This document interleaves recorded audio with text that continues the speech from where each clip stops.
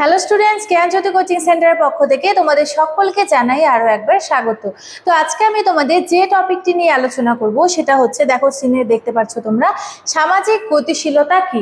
ঠিক আছে, সামাজিক গতিশীলতা বলতে কি বোঝায় এটা নিয়ে আজকে তোমাদের সঙ্গে আলোচনা করব। তো আলোচনা শুরু করার আগে তোমাদের একটি গুরুত্বপূর্ণ ইনফরমেশন দিতে চাই। দেখো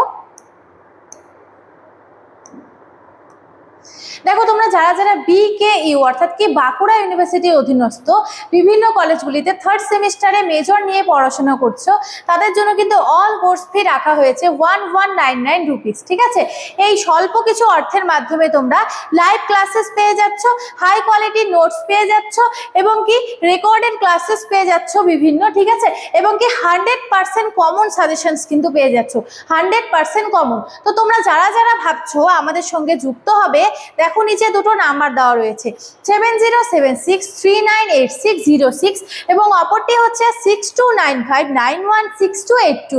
এই দুটি নাম্বারের মধ্যে যে কোনো একটি নাম্বারের সঙ্গে যোগাযোগ করে তোমরা কিন্তু আমাদের সঙ্গে যুক্ত হয়ে যেতে পারো। তো চলো দেরি না করে আমি আমার আলোচনার বিষয়ে ফিরে যাচ্ছি। তাহলে কি প্রথমে বললাম, আজকে আমার আলোচনার বিষয় হচ্ছে সামাজিক গতিশীলতা কি। গতিশীলতা বলতে আমরা এক স্থান থেকে অন্য স্থানে কিন্তু যাওয়ার কথা কিন্তু আমরা বুঝি। ঠিক আছে, তাহলে চলো দেখে নিই সামাজিক গতিশীলতা বলতে কি বোঝায়। তাহলে কি সামাজিক গতিশীলতা হলো কোনো ব্যক্তি বা গোষ্ঠীর এক সামাজিক স্তর থেকে অন্য স্তরে স্থানান্তরিত হওয়ার একটি প্রক্রিয়া। তাহলে এটি সামাজিক যে গতিশীলতা রয়েছে সেটা আমরা সেটা বলতে কি বুঝবো, যে কোনো ব্যক্তি বা গোষ্ঠী এক সামাজিক স্তর থেকে অন্য স্তরে স্থানান্তরিত যে হওয়ার প্রক্রিয়া, সেই প্রক্রিয়াকে কিন্তু সামাজিক গতিশীলতা কিন্তু বলতে পারি। ঠিক আছে, দেখো এই প্রক্রিয়া কোনো সমাজের স্তর বিন্যাসের মধ্যে ঘটে, যেখানে একজন ব্যক্তি তার পূর্বে সামাজিক অবস্থান থেকে উচ্চতর বা নিম্নতর অবস্থানে যেতে পারে। তাহলে কি আমি আরো একবার বলে দিচ্ছি, এই যে এই প্রক্রিয়াটা রয়েছে, এই প্রক্রিয়াটি কোনো সমাজের যে স্তর বিন্যাস, সেই সমাজের স্তর বিন্যাসের মধ্যে ঘটে থাকে, যেখানে একজন ব্যক্তির পূর্বের সামাজিক যে অবস্থা থাকে, ঠিক আছে, অবস্থান থেকে উচ্চতর অবস্থানেও যেতে পারে বা নিম্নস্তর অবস্থানেও কিন্তু যেতে পারে, অথবা একই স্তরের মধ্যে বা অন্য কোনো পদে যেতে পারে। ঠিক আছে, তাহলে কি সামাজিক গতিশীলতা যে রয়েছে দুই প্রকারের। তাহলে আমরা কি বলতে পারি, যে উলম্ব অর্থাৎ ভার্টিক্যাল এবং কি আনুভূমিক হরিজন্টাল। ঠিক আছে, কি এই উলম্ব এবং কি আনুভূমিক, এই দুটি বিষয় নিয়ে কিন্তু আমি আলোচনা করব। এই যে সামাজিক গতিশীলতা যে দুটি ভাগ, এই দুটি ভাগ নিয়েও কিন্তু আমি তোমাদের সঙ্গে পরবর্তী স্লাইডে আলোচনা করব। উলম্ব গতিশীলতায় কি হয়, ব্যক্তির মর্যাদা বা অবস্থান ওপরে বা নিচে পরিবর্তিত হয়। ঠিক আছে, আবার অন্যদিকে কি হয়, অন্যদিকে আনুভূমিক গতিশীলতায় সামাজিক মর্যাদা যে রয়েছে সেটা অপরিবর্তিত থেকে অন্য কোনো সামাজিক পরিবর্তন ঘটে থাকে। তাহলে কি এই দুটির মধ্যে পার্থক্য রয়েছে, পার্থক্যটা কেমন দেখে নাও। এখানে কি বলা হয়েছে, যে উলম্ব গতিশীলতা অর্থাৎ কি ভার্টিক্যাল উলম্ব গতিশীলতা ব্যক্তির মর্যাদা বা অবস্থান কিন্তু উপরে বা নিচুতে হতে পারে। ঠিক আছে, উপরে বা নিচে হতে পারে, অর্থাৎ কি কোনো যদি কৃষক থাকে, কৃষকের থেকে কিন্তু কোনো অফিসার হয়ে যেতে পারে। ঠিক আছে, কোনো উচ্চ পদস্থ কর্মচারীতে সে যোগদান করতে পারে, এটা কিন্তু উলম্ব গোষ্ঠীর মধ্যে পড়ে। অন্যদিকে দেখো আনুভূমিক গতিশীলতা যে রয়েছে, এটা কিন্তু সামাজিক মর্যাদার কিন্তু কোনো রকম পরিবর্তিত হয় না। ঠিক আছে, পরিবর্তিত হয় না, অপরিবর্তিত থেকে অন্য কোনো সামাজিক পরিবর্তন ঘটে থাকে কি কিসের মধ্যে, সেটা হচ্ছে আনুভূমিক গতিশীলতার মধ্যে, অর্থাৎ কি হরিজন্টালের মধ্যে। ঠিক আছে, তাহলে দেখো আমি প্রথমে যে আলোচনা করলাম তোমাদের সামাজিক গতিশীলতা নিয়ে, সেটা কিন্তু দুটি ভাগে ভাগ করা হয়।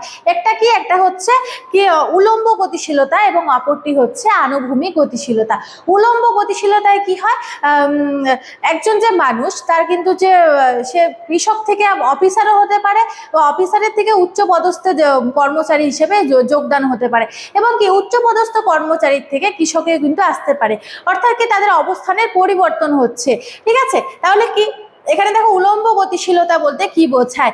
একজন ব্যক্তি যখন তার সামাজিক স্তর পরিবর্তন করে অন্য স্তরে যায়, যেমন একজন নিম্নবিত্ত থেকে উচ্চবিত্তে পৌঁছালে, এটি উলম্ব গতিশীলতার একটি উদাহরণ। তাহলে কি উলম্ব গতিশীলতার একটি উদাহরণের মধ্যে কি আমরা দেখলাম যে নিম্নবৃত্ত থেকে উচ্চবৃত্তে পৌঁছালে একটি উলম্ব গতিশীলতার উদাহরণের মধ্যে কিন্তু পড়ে থাকে। ঠিক আছে, এরপরে দেখো আনুভূমিক গতিশীলতা, অপরটি হচ্ছে আনুভূমিক গতিশীলতা, অর্থাৎ কি হরিজন্টাল। ঠিক আছে, যখন কোনো ব্যক্তির সামাজিক অবস্থান বা মর্যাদা অপরিবর্তিত থাকে কিন্তু অন্য কোনো ক্ষেত্রে পরিবর্তন আসে। ঠিক আছে, সমাজে কিন্তু এমন অনেক বিষয় রয়েছে একটি ব্যক্তির জীবনের মধ্যে যেটা কিন্তু পরিবর্তন ঘটে, হয়তো সেটা কর্মসূত্রে হচ্ছে না, সেটা আলাদা বিষয়। যেমন একজন উদাহরণ হিসেবে এখানে দেওয়া রয়েছে, একজন শিক্ষক অন্য একটি স্কুলে একই পদের শিক্ষক হিসেবে যোগদান করলে এটি আনুভূমিক গতিশীলতা। তাহলে দেখো বিষয়টা এই দুটির মধ্যে কিন্তু পার্থক্য রয়েছে। ঠিক আছে, প্রথমে যেমন আমি বললাম উলম্ব গতিশীলতা হচ্ছে নিম্ন যে পদ থাকে, ঠিক আছে, নিম্নবিত্ত থেকে উচ্চবিত্তে পৌঁছালে এটি একটি উদাহরণ, উলম্ব গতিশীলতার উদাহরণ। এবং দ্বিতীয়টি যেটা রয়েছে আনুভূমিক গতিশীলতা, সেখানে কি যে পদ রয়েছে একটি ব্যক্তির পদ, সেই পদ কিন্তু পরিবর্তন হচ্ছে না, জায়গা পরিবর্তন হচ্ছে, হয়তো সমাজে বিভিন্ন সমস্যা হচ্ছে, কিন্তু এই যে তার যে পদটা কিন্তু পরিবর্তন হচ্ছে না।